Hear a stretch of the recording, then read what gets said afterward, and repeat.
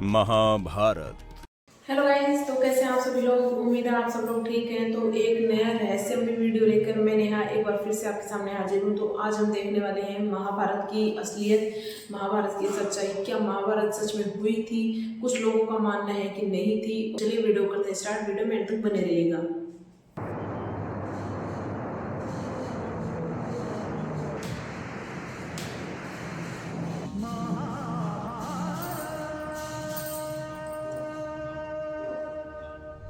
महाभारत दुनिया का सबसे बड़ा महाकाव्य ग्रंथ है, जिसे भारत का सबसे ऐतिहासिक और दार्शनिक ग्रंथ माना जाता है। हिंदुओं के इस प्रमुख काव्य ग्रंथ को हिंदू धर्म में पंचम वेद माना जाता है। महर्षि वेद व्यास ने समस्त विवरणों के साथ महाभारत ग्रंथ की रचना की थी। हिंदू धर्म में मान्यता है कि महाभारत में उल्लेखित घटनाएं सत्य और प्रामाणिक है, लेकिन दुनिया में बहुत से ऐसे लोग हैं जो इसमें घटी घटनाओं को काल्पनिक मानते हैं। महाभारत सच है या झूठ, ये उलझन अक्सर लोगों के बीच में रहती है। लेकिन आज हम कुछ पुरातात्विक और वैज्ञानिक सबूतों के आधार पर साबित कर देंगे कि महाभारत सच है। तो चलिए फिर जान लेते हैं महाभारत से जुड़े उन सबूतों को। चलिए शुरू करते हैं।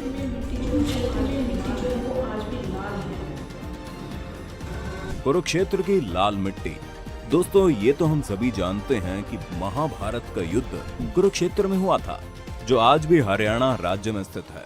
कहा जाता है उस समय तबाही ला देने वाले युद्ध में बहे खून की वजह से वहां की धरती लाल हो गई थी। पुरातात्विक विशेषज्ञ ने भी माना है कि महाभारत की घटना सच में घटी थी, लेकिन उस जगह पर लोहे से बने तीरों और भालों को जमीन में गड़ा पाया गया है, जिनकी जांच पड़ताल करने पर उन्हें 2800 ईसा पूर्व का बताया गया है, जो कि लगभग महाभारत के समय काल के ही बने हुए हैं। अर्जुन का चक्रव्यूह। आपने महाभारत में अर्जुन के चक्रव्यूह के बारे में तो सुना होगा, लेकिन क्या आप जानते हैं इस चक्रव्यूह का एक जिंदा सबूत आज भी मौजूद है? जी हाँ, हिमाचल प्रदेश के हमीरपुर जिले के 16 सिंगी धार के नीचे बसा राजनौण गांव एक ऐतिहासिक स्थल के नाम से मशहूर है। यहाँ पर पांडव अज्ञातवास के दौरान रुके थे। इसी समय अर्जुन ने यहाँ पर चक्रव्यूह का ज्ञान प्राप्त करके उसे पत्थर पर उकेरा था, जो आज भी वहाँ मौजूद है। इस चक्रव्यूह को ध्यान से देखा जाए तो उसमें अंदर जाने का रास्ता तो साफ दिखाई देता है, लेकिन बाहर जाने का रास्ता पता नहीं चलता। इस जगह को पिपलू किले के नाम से जाना जाता है, जो आज भी मौजूद है।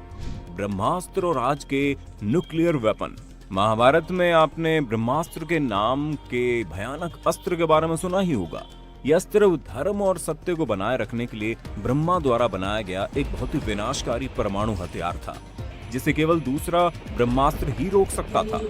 अश्वत्थामा अपना ब्रह्मास्त्र चला चुका था ऋषिवर, और उसे काटने के लिए अर्जुन अपना ब्रह्मास्त्र चलाने पर विवश था। जो इसे छोड़ता है वही इसको वापस लेने की क्षमता भी रखता है। रामायण में भी लक्ष्मण ने जब मेघनाद पर ब्रह्मास्त्र से प्रहार करना चाहा, तो भगवान श्री राम ने लक्ष्मण को ये कहकर रोक दिया कि अभी इसका उपयोग करना सही नहीं है, क्योंकि इससे सारी लंका तबाह हो जाएगी और बेकसूरों की जान चली जाएगी। इस प्रकार ये अस्त्र रामायण और महाभारत के काल में किसी गिने चुने योद्धाओं के पास ही होता था। रामायण में ये अस्त्र लक्ष्मण के पास था और महाभारत में ये द्रोणाचार्य, अश्वत्थामा, कृष्ण, युधिष्ठिर, कर्ण और अर्जुन के पास था। यह अस्त्र पूरी दुनिया को तबाह करने की ताकत रखता है। माना जाता है ये अचूक और ब्रह्मांकर होता था।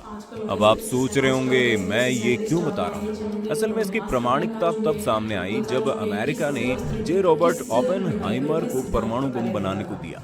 उस दौरान रॉबर्ट ने महाभारत काल के ब्रह्मास्त्र की संहारक क्षमता पर शोध किया।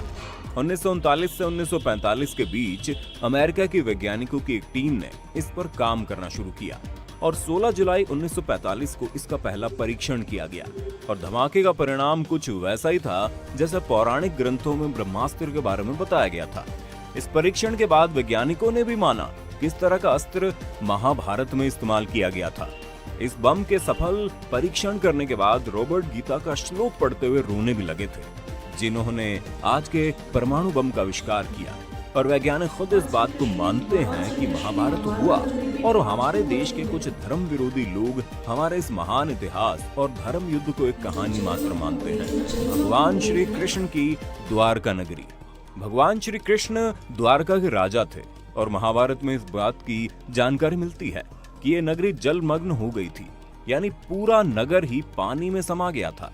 लेकिन आपको जानकर हैरानी होगी कि पुरातत्व विभाग को गुजरात के पास समुद्र के नीचे एक पुराना शहर मिला है और इसके प्रमाणों से पता चलता है कि वही द्वारका नगरी है जिसका उल्लेख महाभारत में किया गया है। तो आपको क्या लगता है, क्या ये वाकई में श्री कृष्ण की ही द्वारका नगरी है या महज एक अफवाह? कमेंट करके हमें जरूर बताइए। केदारनाथ और पशुपतिनाथ मंदिर। पौराणिक कथा के अनुसार जब महाभारत के युद्ध में पांडवों द्वारा अपने रिश्तेदारों का रक्त बहाया गया तब भगवान शिव उनसे बेहद क्रोधित हो गए थे। ऐसे में श्री कृष्ण के कहने पर सभी पांडव भगवान शिव से माफी मांगने के लिए निकल पड़े। गुप्त काशी में पांडवों को देखकर भगवान शिव वहां से विलुप्त होकर एक अन्य स्थान पर चले गए।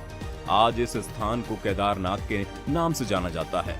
शिव का पीछा करते हुए पांडव केदारनाथ भी पहुंच गए, लेकिन भगवान शिव उनके आने से पहले ही भैंस का रूप लेकर वहां खड़े भैंसों के झुंड में शामिल हो गए।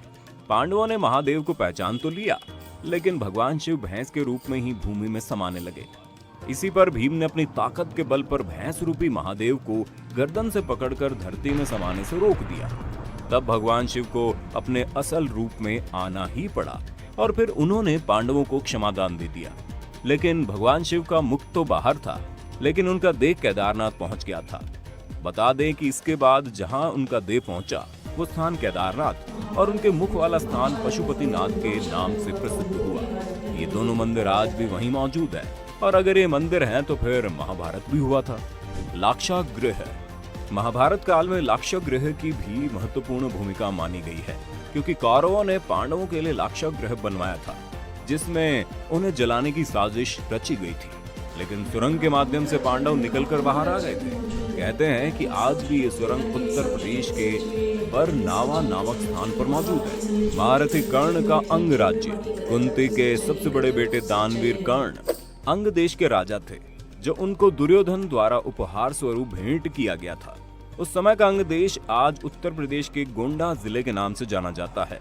साथ ही जरासंध द्वारा अपने राज्य के कुछ हिस्सों को कर्ण को दिए जाने की बात भी कही जाती है, जो आज बिहार के मुंगेर और भागलपुर जिले के नाम से जाने जाते हैं। इन स्थानों में कितनी सच्चाई है इसका अंदाजा आप इसी बात से लगा सकते हैं कि इन राज्यों का स्थान आज भी वही है जहां कल था और इन्हें चाहकर भी बदला नहीं जा सकता है। गीता। ना किसी के मरने का शोक करो, ना किसी के साथ नाता टूटने का दुख मानो।